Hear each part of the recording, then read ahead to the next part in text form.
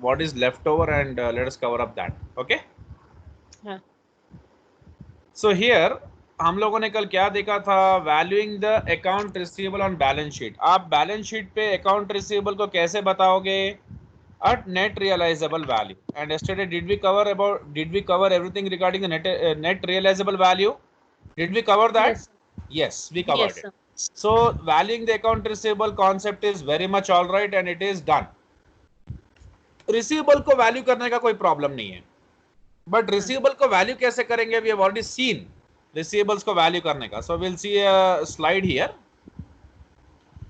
So it will make us it will give a very clear idea regarding this.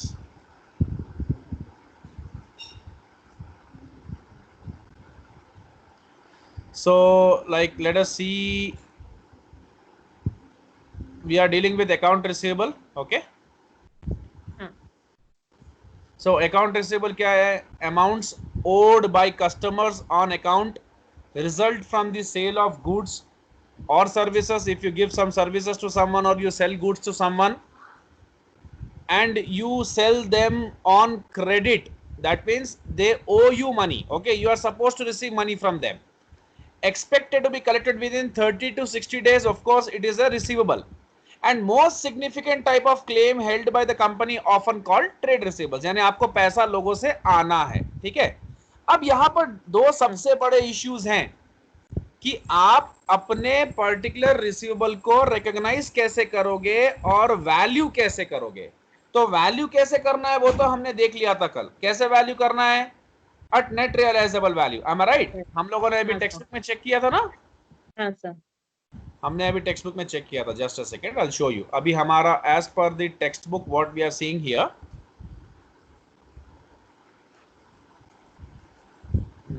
just a second. As per the textbook, valuing the account receivable on balance sheet. For financial statement presentation, short-term receivables are valued and reported at their net realizable value. अभी हम लोगों ने valuation के बारे में देखा. ठीक है. रिकॉग्निशन कैसे होगा, you already know. अगर कोई भी चीज आपको like you already know about the recognition criteria. How will you recognize something as your receivable? मैं अभी आपको एक्सप्लेन कर देता हूं कि आप उसको रिसीवेबल कैसे बोलोगे और कैसे रिकॉग्नाइज करोगे. Fine. So suppose Mister A का एक शॉप है. ठीक है. Mister A sells goods worth 1 lakh rupees to Mister B and Mister B has not made a payment to Mister A. ठीक है ना, उसने कैश पेमेंट नहीं दिया. That means Mister A has sold the goods worth 1 lakh rupees to Mister B on credit. हाँ sir. अब ये credit sales है बोल के प्रूव हो गया.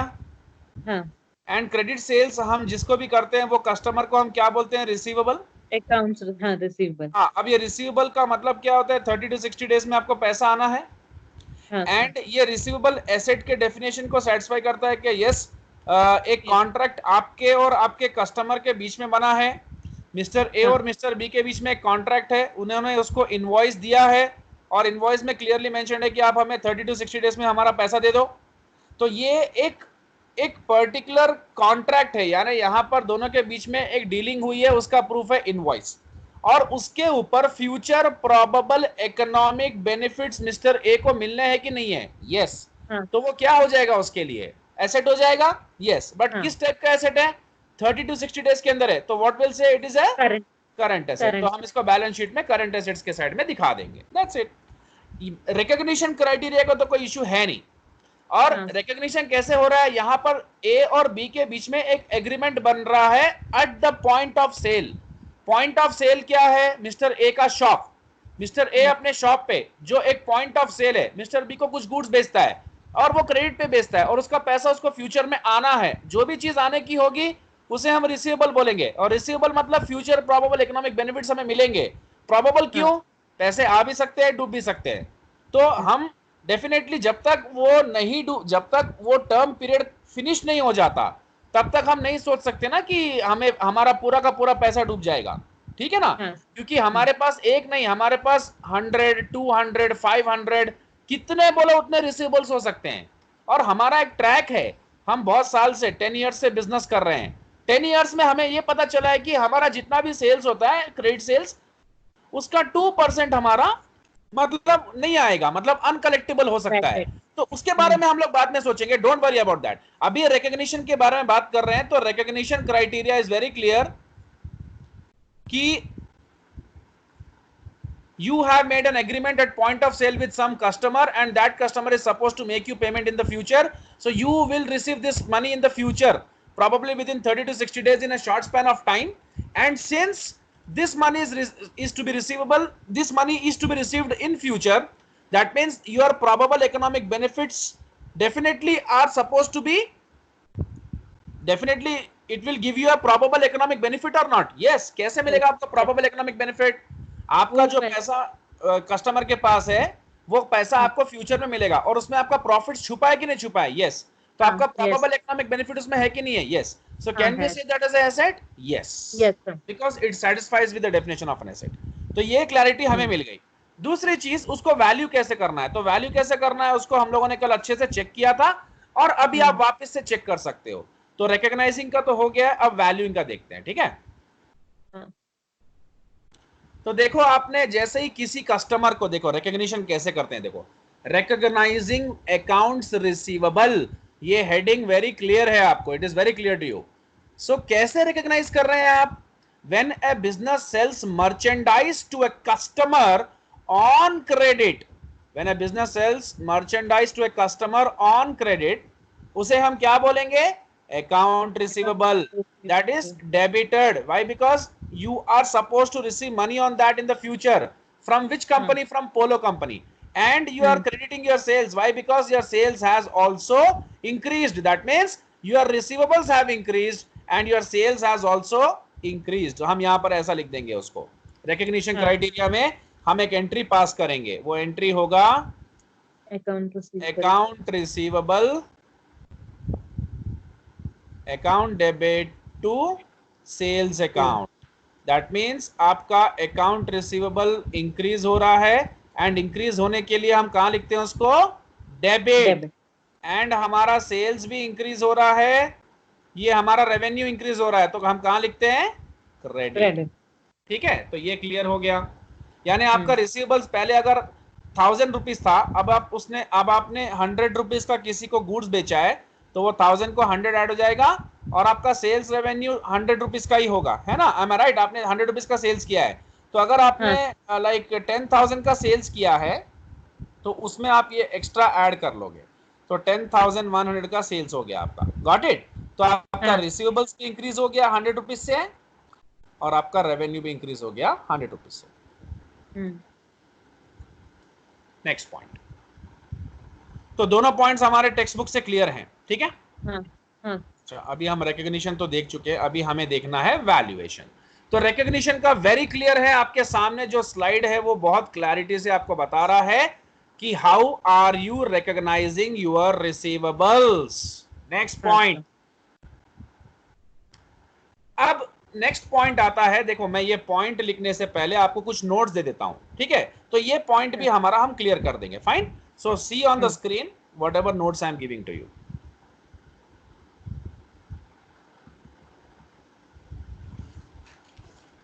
तो अब ये जो है स्टैंडर्ड है ना, तो रिकॉग्निशन क्राइटेरिया क्लियर है, और आपका लाइक मेजरमेंट भी क्लियर है। मेजर कैसे करेंगे आप, या वैल्यू कैसे करेंगे, वो भी हमने कल देख लिया था, है ना? You will be showing at net realizable value. Okay, तो अभी रिकॉग्निशन में एक पॉइंट और जुड़ेगा, उसको भी आप अगर समझ लोगे तो एट द एंड हम उसको प्रॉपर्ली समझ लेंगे कि वैल्यूएशन कैसे करना है, मेजर कैसे करना है, ठीक है? सो रिकॉग्निशन क्राइटेरिया का जो क्वेश्चन है वो क्लियर हो गया कि आप कैसे एक पर्टिकुलर रिसीवेबल को रिकॉग्नाइज करोगे। क्राइटेरिया तो क्लियर हो गया कि आप उसको रिकॉग्नाइज करोगे एज ए करंट एसेट। अब उसका मेजरमेंट, यानी measurement is also called as valuation, कैसे वैल्यू करोगे वो भी हम देखने वाले हैं, ठीक है? सो बट उससे पहले एक छोटा सा कॉन्सेप्ट समझना है आपको, वो है about the sales return. Okay, now heading is allowance for customers rights of sales return. See, आपको पता है कि आप अगर किसी को गुड्स बेचते हो तो वो गुड्स में से कुछ गुड्स आपको कभी कभी वापस आ सकते हैं। व्हाट इज द हाँ, reason that you will be getting the goods back? Because of the sales returns. ठीक है ना? तो जो सेल्स मैंने किया, अकाउंट रिसीवेबल टू सेल्स, या अगर मैंने कैश में बेचा, कैश टू सेल्स, अगर मुझे रिटर्न आएगा तो क्या हो जाएगा? सेल्स रिटर्न्स टू, अगर कैश में है तो कैश। कैश, हाँ, देखो, मैंने अगर 100 रुपए का गुड्स बेचा है, तो 100 रुपए का गुड्स मैंने अगर कैश सेल्स किया है तो कैश टू सेल्स होगा। उसमें से अगर 20 का रिटर्न आ गया, तो 20 का रिटर्न आ गया मतलब क्या हो गया? आपका सेल्स जो है वो रिटर्न्स के वजह से 20 का कम हो जाएगा, तो डेबिट में आ जाएगा, और आपका कैश भी कितने से कम हो हाँ, जाएगा? 20 से कम हो जाएगा। Got it? 20, हाँ, हाँ because sir, credit what goes out cash, debit what comes in sales returns, goods in the form of hmm, sales returns. अब अगर वो क्रेडिट सेल्स पे होगा, if it is on credit sales, it will be sales returns to receivables. क्यों receivables? क्योंकि हाँ, आपके receivables पहले बढ़ क्या गए थे, आना है? अब वो रिसीवेबल्स आपके कम हो जाएंगे। By what? हाँ, by amount of 20 rupees. Got my point? Yes sir, अब ये चीज को समझना है, ये तो आपका नॉर्मल एक जर्नल एंट्री है, बट हर कंपनी में जो भी सेल्स रिटर्न्स होगा, अगर मैं दिसंबर में गुड्स बेचूं तो मुझे वो सेल्स रिटर्न्स दिसंबर में ही रिकॉग्नाइज करना चाहिए। दिसंबर के सेल्स रिटर्न्स को मैं जनवरी में रिकॉग्नाइज नहीं करना, नहीं, वो रॉन्ग ट्रीटमेंट हो जाएगा। सपोज हाँ सर, दिसंबर, सपोज यहां पर प्लीज समझो पॉइंट को, दिसंबर 28 को मैंने गुड्स बेचा है, ठीक है ना, क्रेडिट पे, हम्म, दिसंबर 28 को, और कस्टमर क्या है, न्यू ईयर के लिए वो चले गया बाहर, he has gone to some destination and he is returning on Jan 2, और वो जैन 2 को मेरे पास आके मेरे गुड्स को रिटर्न करता है। तो व्हाट डू यू थिंक? मुझे तो जैन 2 को रिटर्न हुआ ना, हाँ, तो क्या मैं दिसंबर 28 का सेल्स जो हुआ था उसका रिटर्न जैन 2 को रिकॉग्नाइज करूं? इससे क्या होगा? अगर मैं रिटर्न को दिसंबर 28 के रिटर्न्स को जैन 2 को रिकॉग्नाइज करूंगा तो मेरा रेवेन्यू अंडरस्टेट हो जाएगा, और यहां पर मेरा रेवेन्यू ओवरस्टेटेड था। ओवर, तो यहां पर मेरा रेवेन्यू ओवरस्टेटेड था, यहां मेरा रेवेन्यू अंडरस्टेटेड हो गया। It is a wrong treatment, this should not happen. जब मैं गुड्स बेचता हूं तो मुझे पूरे साल का अकाउंट्स क्लोज करने से पहले I always create a allowance. What is that allowance all about? कि मेरे को हर साल एटलीस्ट जो भी मैं गुड्स बेचता हूं उसका 2% मुझे रिटर्न हो जाता है। तो अब अगर मुझे 2% रिटर्न हो गया, तो अगर मतलब मैं पहले से ही प्री लाइक रिकॉग्नाइज नहीं करूंगा, बट 2% का अमाउंट मैं पूरा का पूरा रिकॉग्नाइज करके रख दूंगा। ठीक है ना? गॉट माई हाँ, पॉइंट? हाँ, हाँ तो सर, उससे क्या होगा कि जो भी रिटर्न्स मुझे 2-3 दिन में भी आने वाले हैं वो अल्टीमेटली एडजस्ट हो जाएंगे, and as per the matching principle I will get a correct picture of my revenues. Okay, so that's the reason why we make a allowance rather than not making a allowance। अगर हम बाद में उसको अगर recognise करना शुरू करेंगे तो सही नहीं होगा, अभी रिकॉग्नाइज करना सही होता है। नाउ लेट्स सी, हाँ, allowance for customers right of sales return, मतलब उनको राइट है रिटर्न करने का। So what we are seeing here is, let us concentrate on the notes, please see these points. Point number A, a provision must be made for the return, हम एक return का provision बना के रखते हैं, एक अलाउंस बना के रखते हैं, of merchandise because of product defects. यानी वी रिकॉग्नाइज दैट कि हमको इतना % हमारा डिफेक्ट होगा प्रोडक्ट, लोग हमें रिटर्न कर सकते हैं क्योंकि उसमें कुछ ना कुछ डैमेज हो सकता होगा, इतना अमाउंट हमारा रिटर्न्स में हमेशा आएगा बोल के हमें सोचना चाहिए, एस्टिमेट करके रखना चाहिए। Estimation is nothing but creating a provision because of the product defects, comma customers dissatisfaction,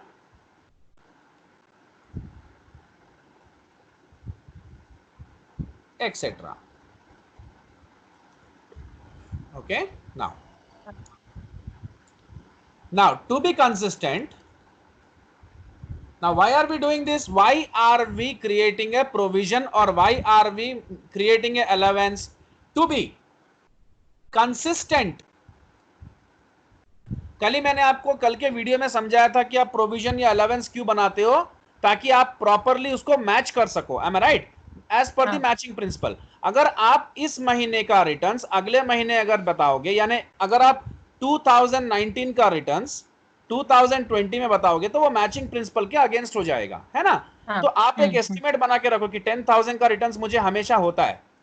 अगर हाँ आपको सर, 10,000 का रिटर्न्स मुझे हमेशा होता है बोल के अगर आप एस्टिमेट बना के रखोगे, तो आप मतलब रियलिटी में अगर ऐसा कुछ हो भी गया तो वो रिकॉग्नाइज्ड माना जाएगा उसके अंदर में। Got my point? हाँ, क्योंकि मैंने हाँ पहले सर, से ही इसको रिकॉग्नाइज कर रखा है। अब क्या होगा, सपोज 9,000 तक का मेरा रिटर्न्स जो भी मतलब 10,000 का मैंने प्रोविजन बना के रखा, एंड दिसंबर 28 तक जब मैं अकाउंट में चेक कर रहा हूं तो 9,000 तक का रिटर्न्स जो भी मतलब 10,000 का मैंने जो प्रोविजन बताया बनाया था, 9,000 तक का रिटर्न्स मुझे हो चुका है इस साल में। कितने तक का हो चुका है?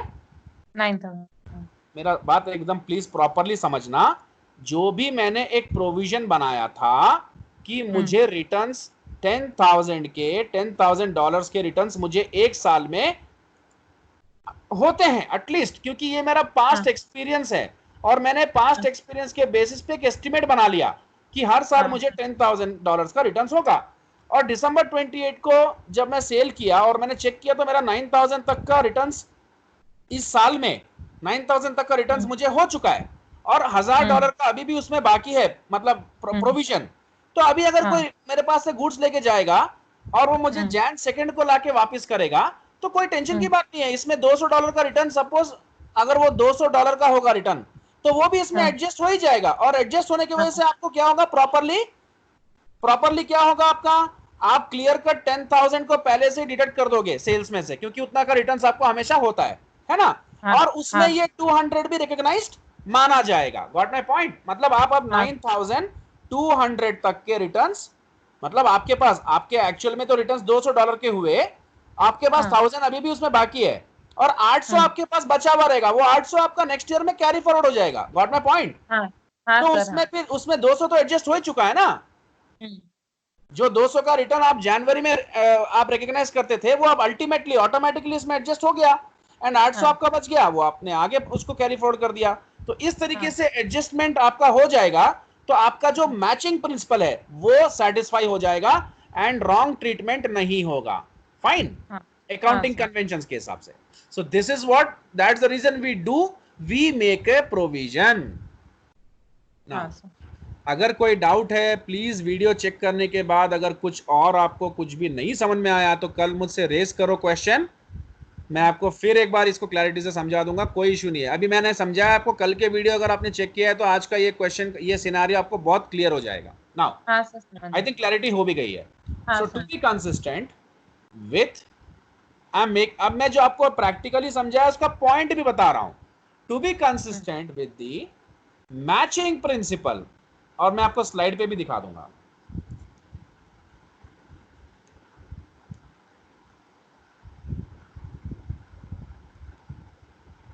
recognition of revenue and related, देखिए मैचिंग में क्या होता है, आप जो भी रेवेन्यू है उसको कैसे रिकॉग्नाइज करते हो, जब आप सेल कर दिए तो रिकॉग्नाइज कर दोगे, और एक्सपेंस जब इंकर करोगे तो रिकॉग्नाइज कर दोगे, है ना? आप उसके कैश आने के कैश जाने तक का वेट नहीं करोगे, क्योंकि क्रेडिट सेल्स को भी आप तभी रिकॉग्नाइज कर देते हो जबकि पैसा आपको हाँ, फ्यूचर में आने का होता है। am I right? हाँ sir, So recognition of the revenue and related expense, अगर मेरे दुकान से सामान चले गया मतलब सेल, अब वो क्रेडिट है या कैश है उससे कोई मतलब नहीं है, वो मेरे लिए रेवेन्यू है। And related expense in the same accounting, तो ये एग्जांपल आपको ये स्टेटमेंट से मैच कर रहा है, उसी अकाउंटिंग पीरियड में हम उसको रिकॉग्नाइज कर दे रहे हैं, कर, in the same accounting period. Now the revenue from the sale of goods and the expense for the estimated sales returns must be recognized on the same date. अगर provision बना के रखे हो तो वो अल्टीमेटली रिकॉग्नाइज हो गया, automatically हो जाता है ना। अगर उसका रिटर्न जब आना मतलब बाद में आएगा तो भी टेंशन लेने का बात नहीं है, वो तब का तब आपका रिकॉग्नाइज हो चुका है। लेकिन डायरेक्ट मेथड में हमने क्या देखा था, वो उस दिन उसको करेंगे रिकॉग्नाइज, तो वो गलत हो जाता है। नाउ अकॉर्डिंगली तो इसीलिए ये हमें उसी दिन रिकॉग्नाइज करना है और मैचिंग कॉन्सेप्ट के हिसाब से अकाउंटिंग कन्वेंशंस को सेटिस्फाई करना है। That is the reason why we make a allowance. Accordingly, an allowance for sales returns should be established. Now let us see a question regarding this. इसका journal entry भी हम पास करके इसको भी हम satisfy करेंगे, ठीक है? So see the question on the screen. So a company has $5 lakh of sales in July. ठीक है? Okay, it's first month of operations. Full stop. Management. So here I am, which I have already said you कि ऐसा हो सकता है कि वो estimates बनाएंगे. So management estimates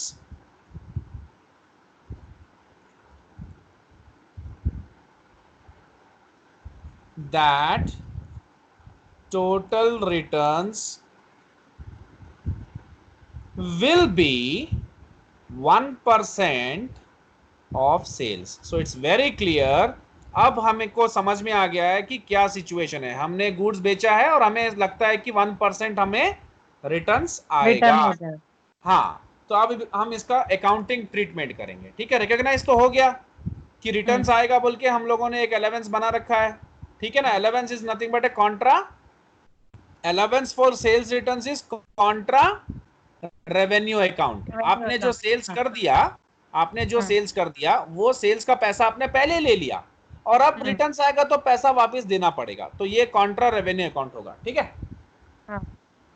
so please understand, नहीं sorry, I am extremely sorry, मतलब हाँ, sales returns contra like sales returns जो है आपका कॉन्ट्रा रेवेन्यू है, लेकिन अलाउंस जो है वो कॉन्ट्रा एसेट है, ठीक है। क्लियर?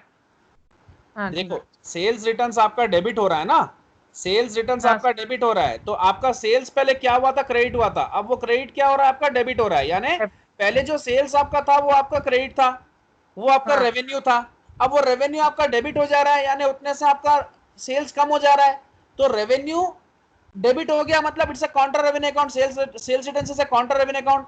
लेकिन ये रिटर्न्स का हमने एक अलाउंस बना रखा है, वो अलाउंस जो है वो तो कॉन्ट्रा एसेट अकाउंट है ना, क्योंकि आपका जो क्रेडिट सेल्स हुआ है वहां से भी तो कम करेंगे आप पैसा। Got my point? आप टेंशन मत लो, मैं अभी आपको समझाता हूं कैसे होता है ये सब, ठीक है।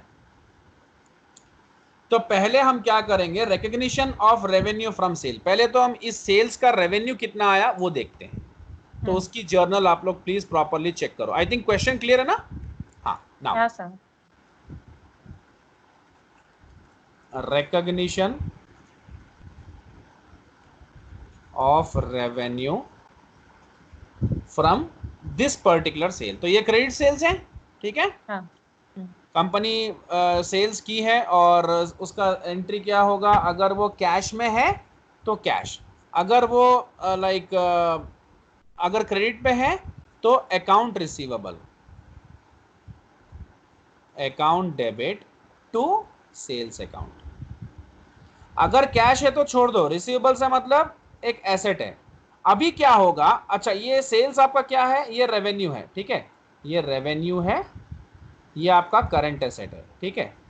तो अब मेरे को एक बात बताओ, अगर मैं अलाउंस फॉर रिसीवेबल्स अकाउंट बना के रखूंगा तो वो मैं भी बताता हूं, ठीक है। चलो अभी नेक्स्ट पॉइंट पे आते हैं। यहां पर क्लियर है ना, मैंने 5 लाख का सेल्स किया है। यानी my receivables increased by 5 lakh, my revenue also increased by 5 lakh. It is clear? Now what हाँ. will happen in the case of returns? My sales will decrease and my receivables will also decrease. अब देखो, अब क्या होता है जब मुझे एक एस्टिमेशन मिल गया, मैंने एक एस्टिमेशन बना लिया. अच्छा, और आप एक बात याद रखना, मैं आपको कुछ पॉइंट भी क्लियर करूंगा अभी इसके बाद, ठीक है? सपोज अभी हम लोगों ने क्या किया है कि 1% हमारा एस्टिमेट बना के रखा हुआ है कि हमें रिटर्न्स होता है, तो 1% इज दी एस्टिमेट, यानी जो भी हम सेल्स करेंगे उसका 1% हमारा रिटर्न आ सकता है. तो 1% आप किस पे कैलकुलेट करोगे? 5 लाख. तो आपको कितना मालूम चल गया कि आपका $5,000 का आपको रिटर्न्स आ सकता है, ठीक है? ये आपका एक प्रोविजन है, ओके? और ये आप क्या करोगे, डायरेक्टली आपके रिसीवेबल को कम नहीं करोगे, इससे आप एक अलाउंस अकाउंट क्रिएट करोगे और जो भी आपका रिटर्न्स होगा उसको आप क्या करोगे, डेबिट करोगे और अलाउंस को क्रेडिट करोगे. कल हमने क्या देखा था, जो भी आपका बैड डेट्स होता है, पहले तो आप बैड डेट्स का एक्सपेंडिचर एस्टिमेट करते हो, है ना? ये आपका एस्टिमेट है. तो कल हमने क्या देखा था, बैड डेट्स भी जो आपका था, आपने पहले एस्टिमेट निकाला उसका. कौन से मेथड से? परसेंटेज ऑफ सेल्स मेथड या कोई भी मेथड से. पहले आपने उसका एस्टिमेट निकाला और एस्टिमेट निकाल के क्या किया, bad debts account debit to allowance for bad debts में उसको नोट किया, है ना? हाँ सर. अब ये तो आपका एस्टिमेटेड होगा, टोटल अमाउंट होगा, लेकिन आपका एक्चुअल बैड डेट्स कुछ और हो सकता है. M I right? हाँ सर. तो एक्चुअल बैड डेट्स जब आपका आएगा, सपोज हमने क्या देखा था, 5,000 का बैड डेट्स आपका एस्टिमेट था कि मेरे को साल भर में बैड डेट्स 5,000 का होगा. उतना पैसा आपने कौन से अकाउंट में डाल दिया? Allowance for bad dates.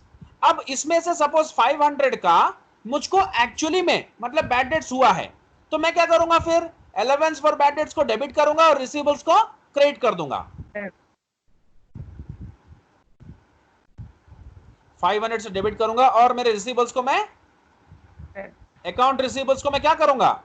Credit करूंगा 500 से. तो इससे मेरा ट्रीटमेंट क्लियर हो जाएगा, यानी मैंने पहले एस्टिमेट बना लिया और अब जब मेरा बैड डेट वाकई में हो रहा है तब मैं उसको एडजस्ट कर दे रहा हूं. M I right? हाँ सर. इससे मुझे पता चलेगा कि मैंने इसमें से कितना अमाउंट यूज कर लिया है, ठीक है? हाँ सर. अभी आपको ये पॉइंट क्लियर हो गया है, तो आगे आपको स्लाइड्स में भी ये पॉइंट मैं आपको क्लियर करूंगा, ठीक है? ये पॉइंट आपको क्लियर होना है. ये बैड डेट्स के पर्सपेक्टिव से था. अब हम यहां पर रिटर्न्स के पर्सपेक्टिव से देख रहे हैं. तो ये जो भी एस्टिमेट हमने बनाया है इसको हम ट्रांसफर करेंगे अलाउंस फॉर सेल्स रिटर्न्स में, ठीक है?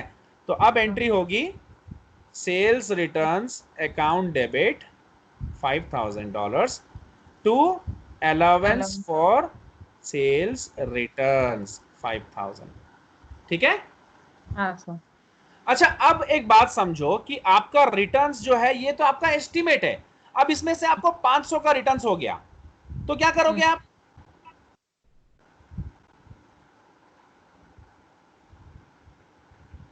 Of course allowance for sales returns to आपको किससे पैसा आना है? देखो, सेल्स रिटर्न्स आपका जो अब ये मैंने क्या किया था, आपको sales returns account debit to sales किया था ना? हाँ सर. ठीक है.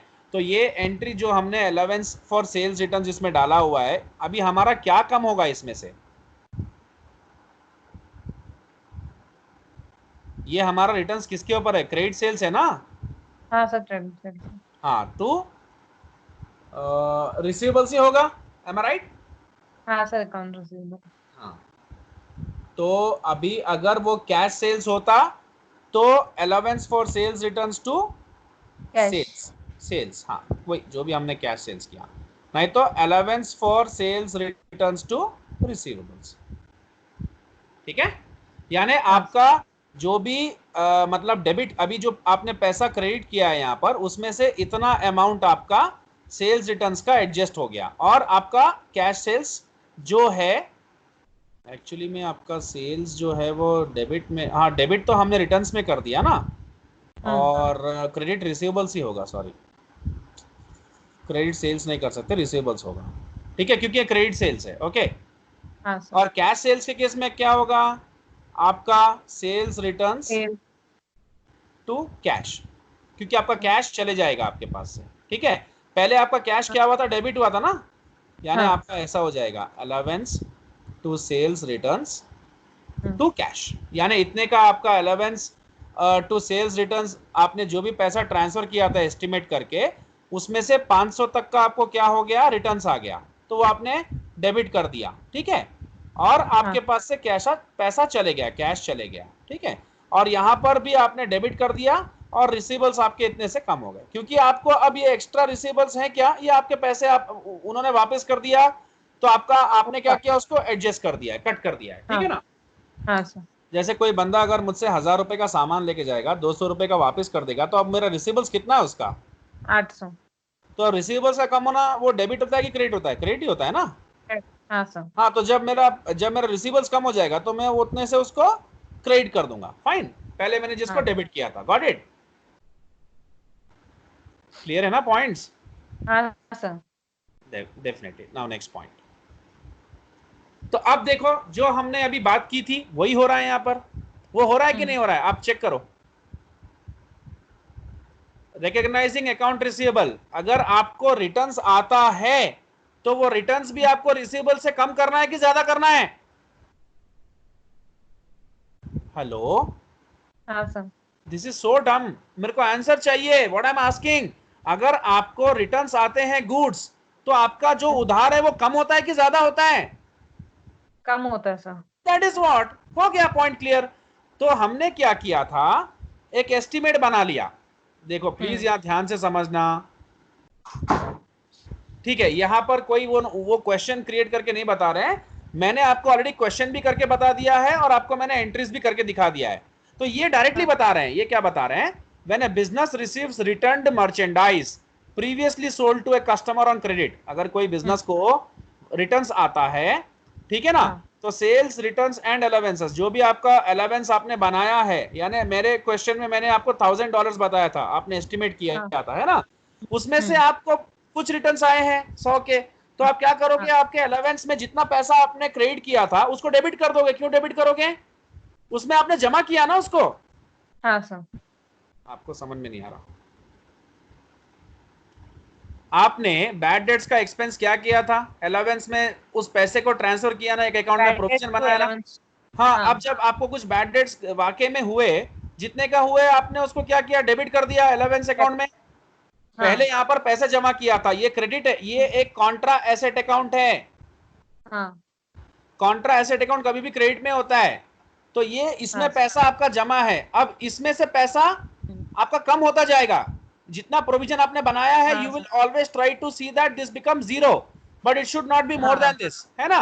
अब हाँ आपका सर। ये, अब इसमें से जितना जितना पैसा आप यूटिलाइज करते जाओगे उसको डेबिट करना पड़ेगा आपको, कम। हाँ allowance sir. For bad dates को डेबिट किए और रिसीवेबल्स को क्रेडिट किए, वैसे यहाँ पर आपका allowance for sales returns debit हो जाएगा और आपका रिसीवेबल्स क्या हो जाएगा, क्रेडिट हो जाएगा, क्रेडिट। क्यों, क्योंकि उतने हाँ सर। रिटर्न्स जो भी आपको आए हैं, आपने प्रोविजन बनाया है, उसमें से आपने इतना एडजस्ट कर हाँ। दिया, एडजस्टिंग एंट्री मतलब क्रेडिट को डेबिट करना, और आपका रिसीवेबल्स जो पहले बढ़ गया था उसको कम करना पड़ेगा, क्योंकि रिटर्न्स हुआ है, आपको पैसा वापस करना पड़ेगा, या उतने उतने तक का सेल्स आपको डिडक्ट करना पड़ेगा, है ना, क्योंकि आप पैसा वापस नहीं दोगे, क्योंकि this is a credit sales, for whom you make credit sales, you will never give money back, you will just adjust their accounts, am I right।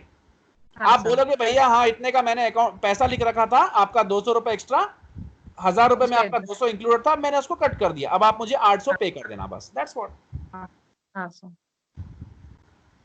तो वही एंट्री मैं आपको यहां समझा रहा हूं, वही एंट्री यहां पर आ गई है, तो आपका क्या हुआ, जो भी आपका मतलब सेल्स रिटर्न है उसको डेबिट कर दिया आपने, आप और जब इंटरमीडिएट में थे तो आपने सीखा था जो भी सेल्स रिटर्न आता है उसको डेबिट करना और कैश को क्रेडिट करना, वो कब, जब कैश सेल्स होगा, जब आपका क्रेडिट सेल्स होगा तो क्लियर कट है, receivable like returns to receivable, यानी उतने से हाँ। हमने डिडक्ट कर दिया। So statement is very clear, when a business receives returned merchandise previously sold to customer on credit, sales returns and allowances is debited and account receivable is credited। now अब देखो यहां पर ये सब हमें नहीं चाहिए, हमें चाहिए सिर्फ amounts customers owe from purchasing goods and services, हमारा फोकस उसी पे है, ठीक है। हाँ। तो अकाउंटिंग फॉर बैड डेट्स, कल हम लोगों ने बैड डेट्स का भी अकाउंटिंग चेक कर लिया था ना। हाँ sir. So receivables are valued at the net amount expected to be received in cash। हाँ, excludes amounts that company estimates it will not be able to collect. ठीक है, उसमें हाँ, क्या क्या होगा, आपका बैड डेट्स होगा, आपका सेल्स रिटर्न्स होगा, सब कुछ होगा. Got my point? yes sir. That's it. तो बैड डेट्स एक्सपेंस को भी आप रिकॉर्ड करोगे as estimated as uncollectible receivables. दोनों मेथड्स भी हमने कल चेक कर लिया था, इसमें भी कुछ बताने का नहीं है. हाँ, डायरेक्ट मेथड के बारे में देखा था. अच्छा, अब देखो यहाँ पर 2007 में 2008 में डायरेक्ट मेथड में क्या होता है. नेट इनकम आपका ज्यादा होगा. क्यों? क्योंकि huge sales promotion, sales increase dramatically, account receivable increases dramatically, customers default on loans. ठीक है, ये तो कोई मतलब इसमें ऐसा कुछ है नहीं. अलावेंस मेथड भी हमने चेक किया था. अलावेंस मेथड के बारे में देखो, अब यहाँ पर जो पॉइंट्स मैं आपको बता रहा था वो चेक कर लेना. आपने अलावेंस कितने का बनाया? 12,000. आपने मतलब कितने का, मतलब एक प्रोविजन 12,000 का किया, तो बैड डेट्स टू अलावेंस. ठीक है, आपने बैड डेट एक्सपेंस आपका एस्टिमेट कर लिया. You have estimated your bad debt expense to the tune of 12,000, और जितना भी आपने एस्टिमेट किया वो पूरा का पूरा आपने अलावेंस अकाउंट में ट्रांसफर कर दिया. अब देखो, उतने से आपने अपने क्या किया, रिसीवेबल्स को कम कर दिया. आपका रिसीवेबल्स 1,88,000 है. नाउ अब देखो, आप एंट्रीज चेक करो. ठीक है ना. तो अब क्या होता है, आपने एस्टिमेट कितने का किया था? कितने का किया था आपने एस्टिमेट? 12,000 का किया था कि नहीं किया था? हाँ सर 12,000. तो जब एस्टिमेट किया था तो क्या था आपका entry? Bad debt expense to allowance for bad debts. Am I right? हाँ सर. अब क्या होता है, एक्चुअली में आपको 500 रुपए का बैड डेट क्रिएट हो जाता है, क्योंकि अब अलावेंस आपने क्या किया, जैन 1 को क्रिएट कर दिया. अब जैन 1 से लेकर दिसंबर 31 तक आपको यह देखना है कि जो एस्टिमेट आपने बना के रखा है वो पूरा का पूरा आपका बैड डेट्स में एडजस्ट होता है कि नहीं होता है. तो अब आपको एक 500 रुपए का बैड डेट हो गया, तो क्या करोगे आप? जो भी आपने जो क्रेडिट किया था अलावेंस फॉर डाउटफुल डेट्स, उसको क्या करोगे? डेबिट कर दोगे. यानी आप उतने तक का बैड डेट इस अकाउंट में एडजस्ट कर दोगे, इसमें से निकाल दोगे. उतने तक का आपको बैड डेट हो गया ना अब. हाँ सर. हाँ. और आपका जो रिसीवेबल्स अकाउंट है, जो पहले आपका ज्यादा था क्योंकि आपको कोई बैड डेट्स नहीं था, अब आपका रिसीवेबल्स अकाउंट क्या हो जाएगा? कम हो जाएगा. तो आप उसको क्या कर दोगे? Credit, because it is a asset. Assets को अगर क्रेडिट करते हैं मतलब उसका बैलेंस कम हो रहा है. Fine. So actual uncollectibles are debited to allowance for doubtful debts. जो भी एक्चुअली आपने पहले क्या किया था? एस्टिमेट किया था. क्या किया था? एस्टिमेट. अब आपका एक्चुअली में हुआ है तो उसको आप एडजस्ट कर रहे हो. So actual uncollectibles are debited to allowance for doubtful debts and credited to account receivable at the time the specific account is written off. तो क्या हो रहा है देखो, आपका account receivable एक asset है. Am I right? Assets always show debit balance, तो debit में लिख दिया. And allowance for doubtful debts यानी आपने पहले से ही अपना bad debts का खर्चा कितना होगा वो estimate करके रख चुके हो. तो वो आपका एक क्या है आपके लिए? वो contra asset account है. Contra asset account always shows credit balance. तो इसलिए आपने उसको जैन 1 को यहां पर बैलेंस ब्रॉट डाउन करके रखा. अब क्या हो रहा है, आपको क्या करना है कि जितने भी मतलब आपने इतना पैसा इसमें जमा करके रखा था ना, अब क्या किया आपने? इसको डेबिट कर दिया. कितने से डेबिट कर दिया? 500 से, क्योंकि ये आपका एक्चुअल बैड डेट हुआ है ना. तो इसलिए आपने डेबिट कर दिया. तो अब क्या होता है यहां पर? अलावेंस फॉर बैड डेट्स में टू अकाउंट रिसीवेबल 500 तक का नहीं आएगा आपको, और अकाउंट रिसीवेबल में 500 तक का आपका पैसा कट जाएगा, है ना. बैड डेट्स मतलब 2 लाख में से आपका 500 नहीं आएगा, और 12,000 में से 500 आपने एडजस्ट कर दिया. फाइन. तो अब आपके अलावेंस में कितना पैसा बचा? 11,500. और आपके रिसीवेबल में कितना बचा? 1,99,500. आई थिंक आज आपको ज्यादा क्लैरिटी आ गई सब्जेक्ट की. हाँ सर. क्योंकि कल हमने जो देखा था, आज हम जो डिस्कस कर रहे हैं उससे हमें बहुत अच्छी क्लैरिटी मिल गई कि एस्टिमेट बनाना और उसमें एडजस्ट करते जाना, बस इतना ही होता है. अब देखो लेडजर में क्या हो रहा है, जो भी आपका रिसीवेबल्स था डेबिट बैलेंस वो इतने से कम हो जा रहा है, और जो भी आपका आपने एस्टिमेट बना रखा था वो इतने से कम हो रहा है. अब आपका एस्टिमेट भी जो है वो आपको उसको जीरो डाउन करना है बाद में जाकर. ठीक है. तो अब देखो 2 लाख में से हम डायरेक्टली भी उसको राइट ऑफ करते तो वही होता है, और 1,99,500 एंड 11,500 को भी अगर हम एडजस्ट करते हैं तो इतना ही होता है एट द एंड. ठीक है. हम इस वैल्यू पे हमारे रिसीवेबल्स को बताते हैं हमारे बैलेंस शीट में. अब अगर रिकवरी हो जाती है तो हमने क्या देखा था? जो बैड डेट्स आपका हुआ है, हाँ, जो भी आपने allowance for bad debts to account receivable किया वो डूब गया था, अब उसकी रिकवरी हो गई, तो जो आपका क्रेडिट हुआ था अकाउंट रिसीवेबल वो डेबिट हो जाएगा और वो डेबिट क्रेडिट हो जाएगा, ठीक है। तो हाँ ये भी हाँ क्लियर है। और फिर बाद में आपका पैसा भी आपके हाथ में आ रहा है, पहले तो आप कैश एंट्री को एडजस्ट करोगे, उसके बाद जो पैसा आ रहा है उसको रिसीवेबल्स, वो कैश टू रिसीवेबल्स यानी उसके अकाउंट में एडजस्ट कर दोगे। तो ये अलावेंस मेथड भी हमने कल देख लिया था। इसमें ये अलावेंस मेथड किस लिए है? आपका बैड डेट्स का अमाउंट एस्टिमेट करने के लिए, है ना। हाँ हाँ सर मतलब जो भी आप एस्टिमेट करते हो बैड डेट्स का अमाउंट, उसको किस में डालते हो? आपके अलावेंसेस में डालते हो, यानी डायरेक्टली आप उसको राइट ऑफ नहीं करते हो, लेकिन अलावेंस अकाउंट में उसको क्रेडिट करके उसको फिर एस्टिमेट आपका जो भी निकलता है बैड डेट एक्सपेंस का, उसके हिसाब से जो एक्चुअलिटी में बैड डेट्स होता है उसको एडजस्ट करते जाते हो, है ना। और बैड डेट एक्सपेंस कैसे आप कैलकुलेट करते हो? दो मेथड से उसके। What is the first method? Percentage of sales. Second method aging method. कल हमने वो दोनों मेथड चेक किया कि नहीं किया? हाँ सी, आपका अलावेंस मेथड क्या बोलता है? अलावेंस मेथड से you estimate an amount hmm of bad debt and transfer that amount into this account. तो हम क्या करते हैं, हमने अभी बताया कि अब ये बैड डेट का अमाउंट कैसे एस्टिमेट करोगे? Percentage of sales method. And one more method क्या बोला था हमने? एजिंग मेथड, यानी जो अकाउंट रिसीवेबल्स का जो भी आपका जिस तरीके से होगा, ट्रेंड होगा, उस तरीके से आप उसको कैलकुलेट करोगे। आई एम राइट और रॉन्ग? हाँ सर ये दोनों मेथड से आप क्या फाइंड कर रहे हो? बैड डेट्स का एक्सपेंस, यानी जो बैड डेट आप एस्टिमेट कर रहे हो कि इतना आपको पूरे साल भर में खर्चा होगा। मैं करेक्ट बोल रहा हूँ कि हाँ रॉन्ग? सही है सर तो अब my God,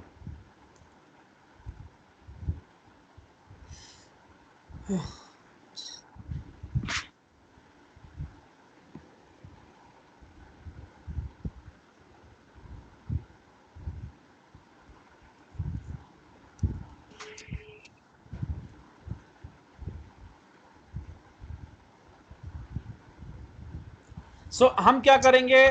percentage of sales method, मतलब मैंने 5 लाख का सेल्स किया, मैं सोचता हूं कि उसका 1% मेरा बैड डेट्स होगा, तो $5,000 मेरा बैड डेट हो गया। तो ये बैड डेट को मैंने कहां ट्रांसफर किया?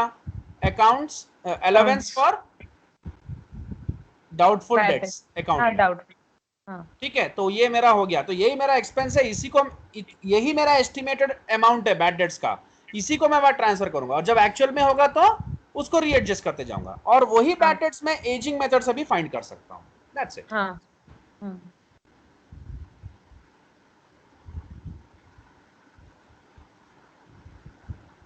ये एजिंग शेड्यूल आपका दिया हुआ है, कल मैंने अपने वीडियो में ये एक्सप्लेन भी समझ किया आ था। गया सर हाँ हाँ, सर ये ये आ पूरा गया क्लियर है। समझ अभी बस हमको क्या करना है आगे, कि ये एक सेकेंड, हाँ, ये भी हम लोगों ने टैली कर लिया था कि दोनों मेथड से हम अपना कैसे कर रहे हैं, ठीक है। चलो, यहां तक सारे पॉइंट्स क्लियर हैं। हमने अभी रिकग्निशन क्राइटेरिया भी देख लिया। what we have seen the recognition criteria, the measurement basis, that means how you value your receivables. We have seen the treatment regarding the sales returns. अभी हम थोड़ा डिस्काउंट वगैरह के बारे में भी चेक करते हैं, ठीक है। Let us move ahead.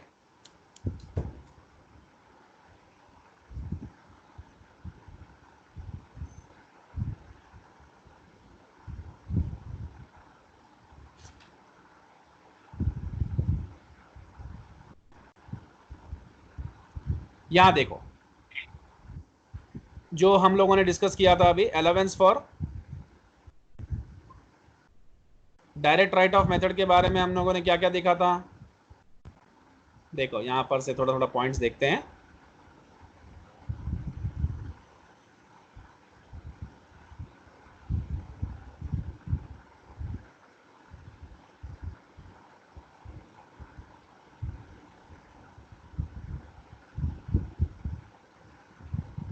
So valuing, recognizing account receivable is done. Valuing account receivable is done. Okay. Yes So यहाँ पर assume that your DAC company sells merchandise on account to Polo company for $1,000, 2/10 net 30. इसका मेरे को बताओ क्या entry होगा? Sir ये Calculate and tell me what is the answer for this.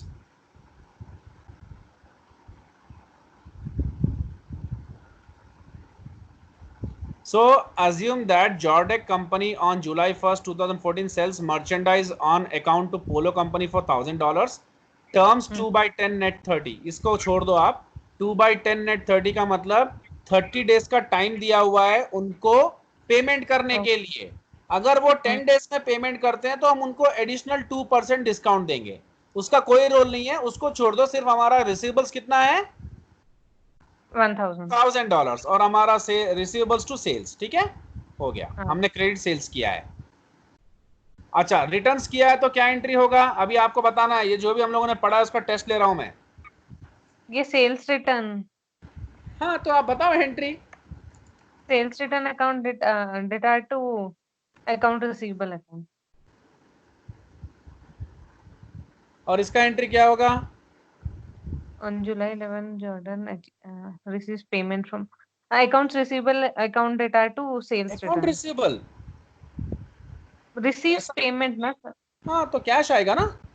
हाँ सॉरी हाँ, cash account data. Discount cut कर दिया हमने उसको. ठीक है. हाँ. Some retailers issue their own credit cards. अच्छा, ये ठीक है, इसकी जरूरत नहीं है.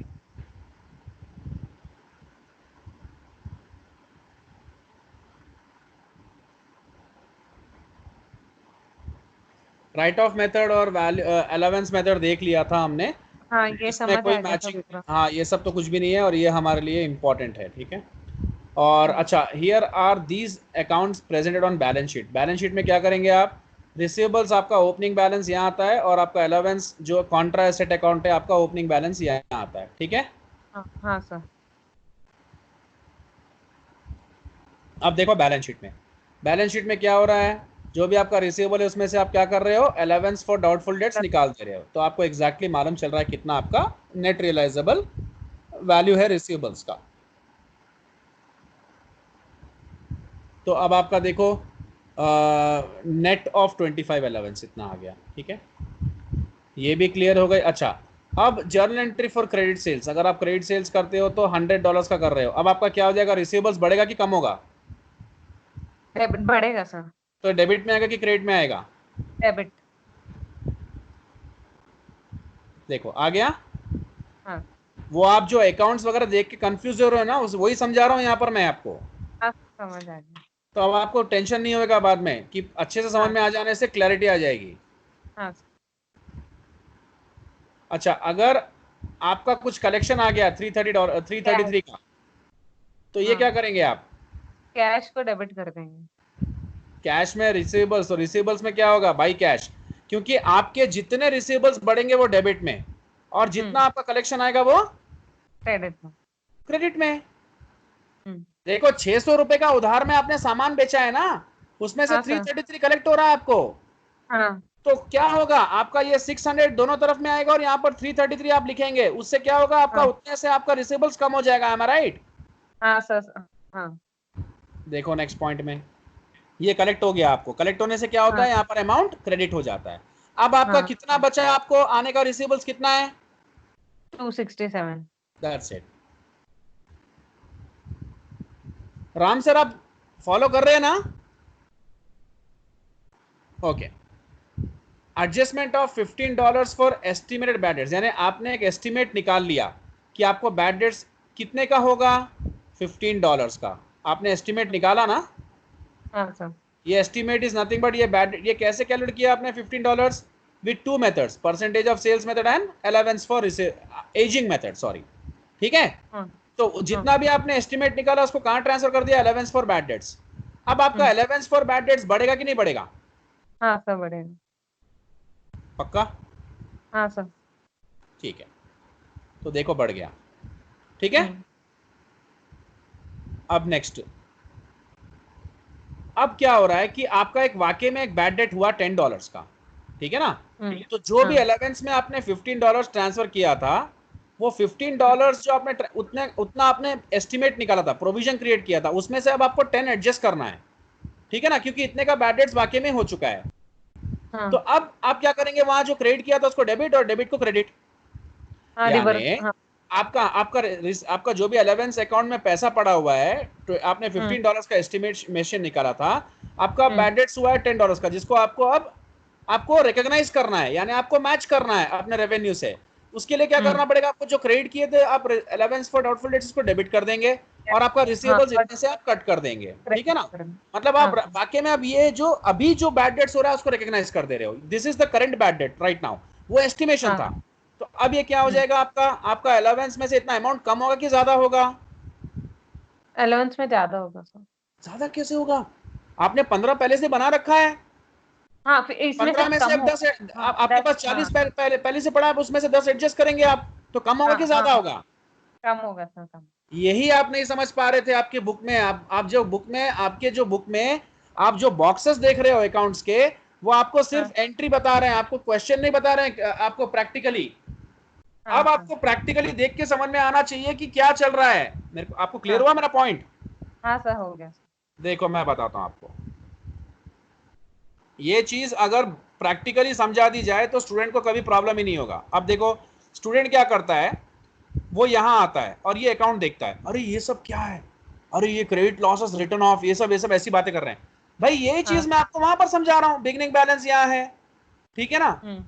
हाँ ये अलाउंस अगर आपका कोई भी मतलब अभी जो अमाउंट आपका जो एडजस्ट कर रहे हैं वो डेबिट में आ जाएगा, और ये हाँ पहले से पड़ा हुआ है, और अभी फिर से आपने आपका जो एस्टिमेशन अमाउंट है आप उसको यहीं पर लिखेंगे, क्रेडिट में हाँ लिखेंगे। और अभी जो लॉस हो रहा है वो यहाँ पर हो रहा है। अगर अगर अगर मतलब जो पैसा वाकई में बैड डेट होगा वो यहाँ पर, अगर वो बैड डेट रिकवर हो गया तो वो क्या पर आएगा, collection of previously right of credit losses. Correct की रॉन्ग है? हाँ सर सही है। हाँ, तो अगर बैड डेट होगा तो डेबिट में आएगा, अगर उसकी रिकवरी हो गई तो क्रेडिट में आ जाएगा। पूरा अकाउंट क्लियर हाँ हो गया, हमें कोई टेंशन हाँ नहीं, कोई प्रॉब्लम नहीं, कोई इशू नहीं। हम्म तो अब देखो ये इतना इतना मजेदार लगता है ना ऐसा पढ़ने से कि समझ में आता है। अब देखो मैजिक क्या होगा, ये डेबिट में आ जाएगा, आ गया हम्म डेबिट में। हाँ और साथ साथ में क्या हो रहा है, आपके रिसीवेबल्स पहले बढ़ रहे थे, जब अब रिसीवेबल्स बढ़ेंगे तो डेबिट, अब वो कम हो गए इतने से क्रेडिट में। तो पहले का हाँ जो बैलेंस था वो 267 था, अब वो हम्म 257 हो गया। क्लियर? हाँ सर। ये है तरीका, और इसको सही तरीके से पढ़ना आ जाओ फिर से, ठीक है। अब आगे हम्म बढ़ते हैं। अब उसका बैलेंस शीट में भी इफेक्ट देख लो आप।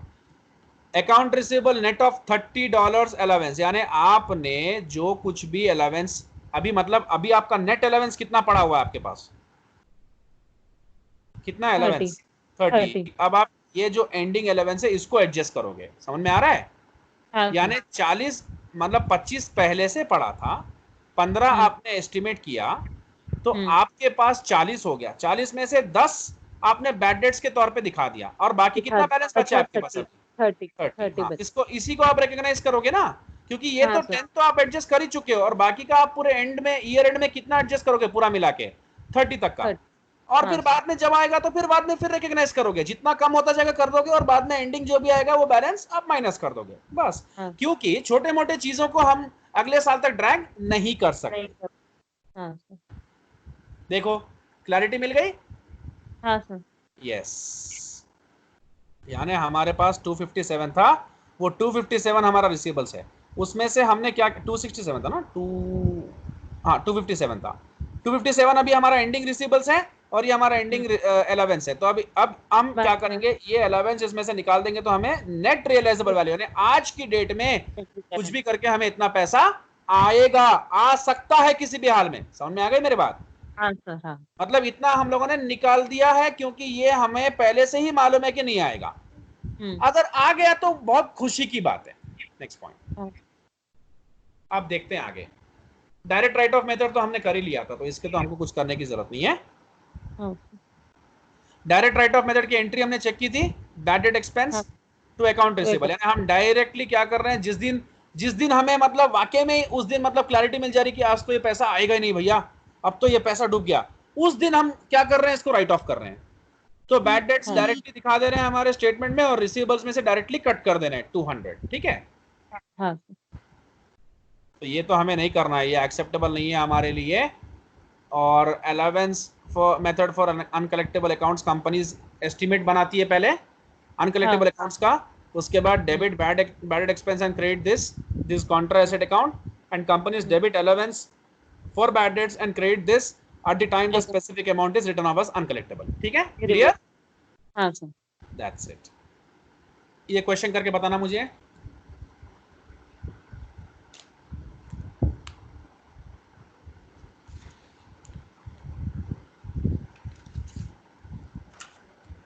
Samsung Furniture project sales of 12 lakhs in 2014, of which 2 lakhs remain uncollected. मतलब इसमें 2 lakhs तो bad debts हैं. The credit fine estimate 12,000 of the sales will prove. ये एस्टिमेट निकाल दिया, नहीं एस्टिमेट उसने इतना निकाला है. देखिए Hampson furniture has credit sales of this much, of which this much remains uncollected, यानी ये हमारे रिसीवेबल्स हैं. हाँ. हमने ये नहीं बताया कि अनकलेक्टेबल है या अनकलेक्टेड है. अनकलेक्टेबल मतलब इतना होगा, ये एस्टिमेट है. Okay okay. तो आपकी एंट्री क्या हो जाएगी? Bad debts to allowance for receivables. हाँ. That's it. हाँ सर, ठीक. उतने से निकाल दिए. ये तो हमने पहले एग्जांपल में देख लिया था. हाँ.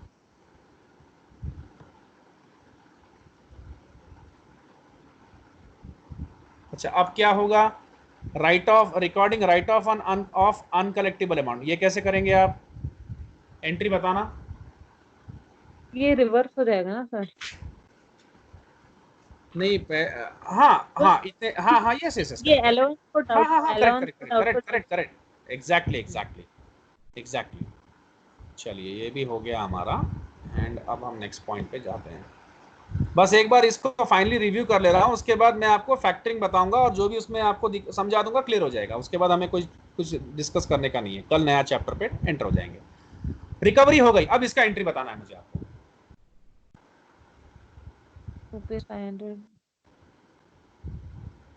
रिकवरी हो गई मतलब जो आपने बैड डेट बताया था अलाउंस टू रिसीवेबल्स, उसको आप रिवर्स कर दो. हाँ, तो अकाउंट रिसीवेबल और फिर कैश टू रिसीवेबल्स. फिनिश.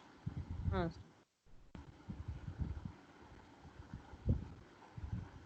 ठीक है ना? पहले अलाउंस टू रिसीवेबल्स बताया था ना. हाँ सर, हाँ समझ आया. रिसीवेबल्स टू अलाउंस, हाँ फिर कैश टू रिसीवेबल्स. अब एस्टिमेट करना है आपको अलाउंस एस्टिमेट करना है. इज नथिंग बट आपका बैड डेट्स पूरे साल का कितना होगा वही एस्टिमेट कर रहे हैं आप. Am I right? Estimating the allowance percentage of receivables, यानी आपका जो भी पैसा आपको आने का है उसका एक परसेंटेज करके आप निकाल सकते हो. और ये आपका एजिंग, तो ये तो हमने कर लिया था, फिनिश हो गया मेरे ख्याल से. अब हम सब कुछ खत्म कर चुके हैं. अब हमें थोड़ा सा टेक्स्ट बुक देख लेना है और फिनिश करना है. ये आपका एस्टिमेशन हो गया 1700 का, ठीक है ना. और एक्चुअली में क्या है, आपका जो पहले से ही अलाउंस है वो आपका 528 है और आपका क्लोजिंग बैलेंस ये है, यानी आपका ओपनिंग ये है, क्लोजिंग ये है. मतलब इसका जो डिफरेंस होगा वो आपका बैड डेट एक्सपेंस होगा. वो बैड डेट बता दीजिए. ये भी हमने कल देख लिया था. चलिए ये सब खत्म हो गया अभी.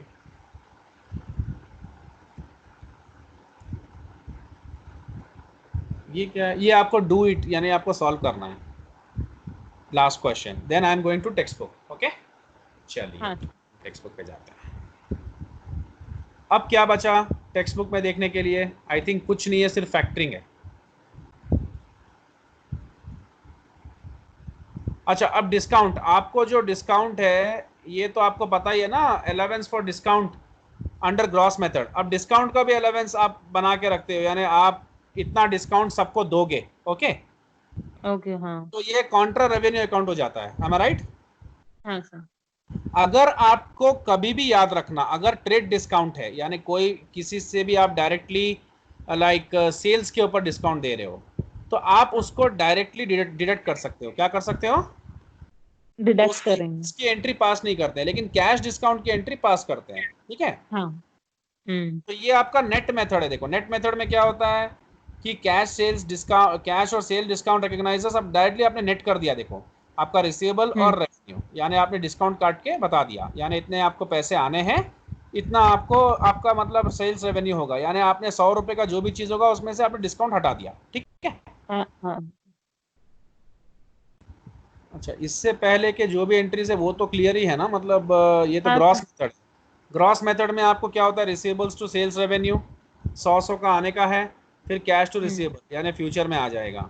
और मतलब अगर however if the customer page with in the time frame, अगर आपका पैसा आ गया, ठीक है ना, तो अगर आपने क्रेडिट सेल्स किया है, क्रेडिट सेल्स में ये ग्रॉस मेथड है ना, ये क्रेडिट सेल्स किया है और आप उसको डिस्काउंट दे रहे हैं, तो कैश इतना आ रहा है, डिस्काउंट आपका 2 रुपए कट जो भी है आप उसको दिए हैं, तो आपका एक्सपेंडिचर है, debit all expenses to receivables.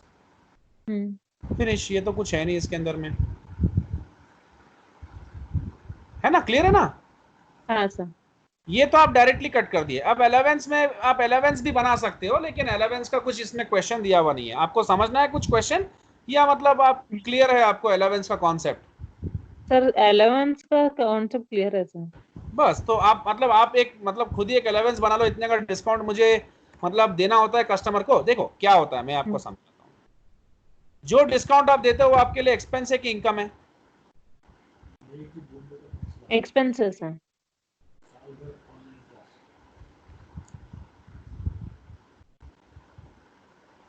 तो इसका भी आप एक पर्टिकुलर अलेवेंस बना के रख लिए कि मेरे को हर साल डिस्काउंट देना होता है कस्टमर को, मतलब ओके। मेरा मेरा 1000 रुपए डिस्काउंट में जाता है। तो आपने क्या हाँ। किया था पहले, जो भी आपका एक्सपेंस होगा discount expense to allowance for discount account. तो ये भी आपके सेल्स में से कम, ये आपके सेल्स को कम करता है कि ज्यादा करता है? सर एक बार वापस बोलिए। आपको पता है कि आपको हमेशा कुछ ना कुछ आपको साल भर में डिस्काउंट देना होता है कस्टमर्स को, यानी 1000 रुपए आपका, आप जनरली एक 5 साल 10 साल से आप बिजनेस कर रहे हो, आपको पता है कि आपको इतने का डिस्काउंट होता है, हर साल डिस्काउंट देते हैं हाँ। आप। हाँ तो सर। इतने का डिस्काउंट आप दिखा रहे हो ना, इतने का आप हम्म। एस्टिमेट कर लिए। एस्टिमेट मतलब आपका सेल्स 1 लाख का होगा तो आप हमेशा मतलब 5% डिस्काउंट देना चाहते हो हाँ फॉर हाँ। एग्जाम्पल। तो वो 5000 समझ लो। तो ये आपका discount expense to allowance for discount. Allowance for discount. अब जो भी डिस्काउंट आपका वाकई में होगा, allowance for discount to receivables, आपका जो भी है उतने से आपका रिसीवेबल्स भी कम होगा और आपका डिस्काउंट भी दिखा दिया जाएगा। Got my point? हाँ सर। भाई आप मुझसे लाइक सपोज मैंने मतलब आप मुझसे डिस्काउंट पूछ रहे हो, आप मुझसे डिस्काउंट पूछ रहे हो, मैंने आपको 100 रुपए का सामान बोला, आप मेरे को बोल रहे हो कि सर मुझे 20 रुपीज का डिस्काउंट दो। मैं बोला ठीक है, तो मैं आपसे 80 लूंगा ना। हाँ सर। हाँ, तो मेरा मेरा सेल्स, मेरा ये मतलब रेवेन्यू को कम कर रहा है कि ज्यादा कर रहा है? कम कर रहे हैं। That's what. हम्म। ये भी हो गया। देखो आप देखो, however rather than debiting income each time a discount is taken, proper expense recognition, directly आप मतलब निकाल नहीं दे रहे हो, जैसे बैड डेट्स डायरेक्टली हटा के रिसीवेबल्स डायरेक्टली कम कर रहे थे, वैसा नहीं है। आप एक हम्म। प्रॉपरली मैचिंग कॉन्सेप्ट के तहत आप एक मेथड बना रहे हो, अलावेंस क्रिएट कर रहे हो, ठीक है। हाँ तो सर। क्या कर रहे हो आप, estimate the expected discounts to be taken and set up an allowance account. Allowance is a hmm. Valuation account and contra asset. Contra asset मतलब समझ जाना आपका रिसीवेबल्स को कम करेगा, ठीक है। हाँ हाँ sir. That's it, same concept, nothing to worry about, same concept. आप पढ़ के देख लोगे आपको समझ में आ जाएगा कि जैसे हम बैड डेट्स का अलावेंस बना है, रिटर्न्स का अलावेंस बना है, वो भी ऐसे ही होगा ये। हाँ। देखो, when a customer takes discount, the debit for discount account amount is made to allowance account instead of hmm. contra revenue account। तो आप क्या करोगे, आप allowance को डेबिट कर दोगे और रिसीवेबल्स को क्रेडिट कर दोगे, क्रेडिट। फिनिश। उतना ही है, और क्या है। देखो, that is very similar to process for allowance for credit losses on receivables. तो हो गया। हम्म। वैसे भी ये आपको आगे जाकर नेक्स्ट टॉपिक में कवर होने वाला है शायद, जब आप रेवेन्यू रिकग्निशन पढ़ोगे ना। हाँ सर। रेवेन्यू का आपको चैप्टर है, हाँ तो सर जब जी। रेवेन्यू का चैप्टर पढ़ोगे तो तब आपको ये रहेगा, और उस समय में आपको बहुत क्लैरिटी से समझ में आ जाएगा। तब मैं आपको एक प्रैक्टिकल क्वेश्चन भी बता दूंगा। हाँ। नेट मेथड मतलब डायरेक्टली नेट नेट कर देना, यानी सीधा सीधा कट कर देना उसको। हम्म। तो देखो, आप रिसीवेबल्स को $2 से कम कर दिए, है ना, और डिस्काउंट बता दिए रिसीवेबल्स टू कैश। देखो, when discount period passes for each sale, an additional journal entry is required to increase account receivable and income by discount account forfeited। यानी अगर एक पीरियड के अंदर में कोई डिस्काउंट लेता है तो डिस्काउंट मिलेगा, पीरियड पास हो गया तो वो हम्म। डिस्काउंट नहीं नहीं देंगे आप, हाँ। ठीक है ना। हम्म। तो उसको हाँ। वापस से रिवर्स कर दोगे आप, दैट्स इट। हम्म।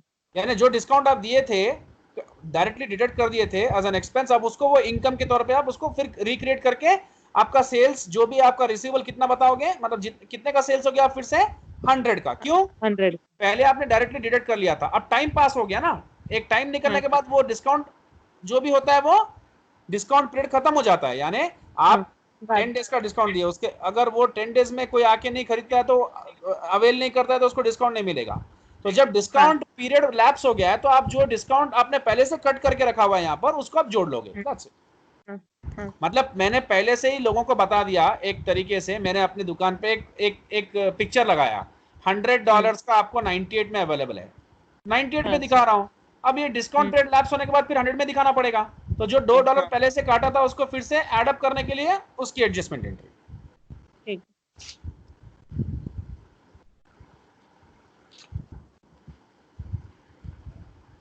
मेरे हिसाब से कुछ है नहीं, अब सब खत्म हो चुका है। अच्छा।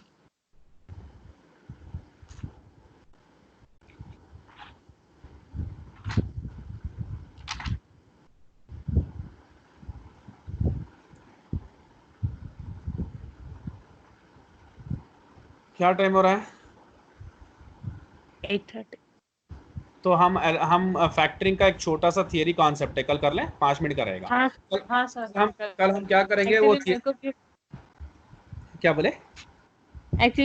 अभी थोड़ा सा अर्जेंट काम है सर। काम है? हाँ सर। हाँ देखो, इतना सही है, ये कुछ भी नहीं है। हाँ फैक्टरिंग विद रिकॉर्ड्स क्या है, विदाउट रिकॉर्ड्स क्या है, समझाना है। और इन्वेंट्री के हाँ वो जो जर्नल एंट्रीज थे ना उस दिन के, हाँ। वो एक 5 मिनट का सेशन दे देंगे, ये एक 5 मिनट में कर लेंगे और बाकी का नया चैप्टर भी फिनिश कर देंगे कल, ठीक है?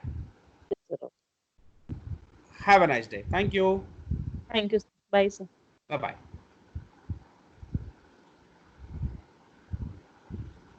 Sir ji bye. Sir ji bye.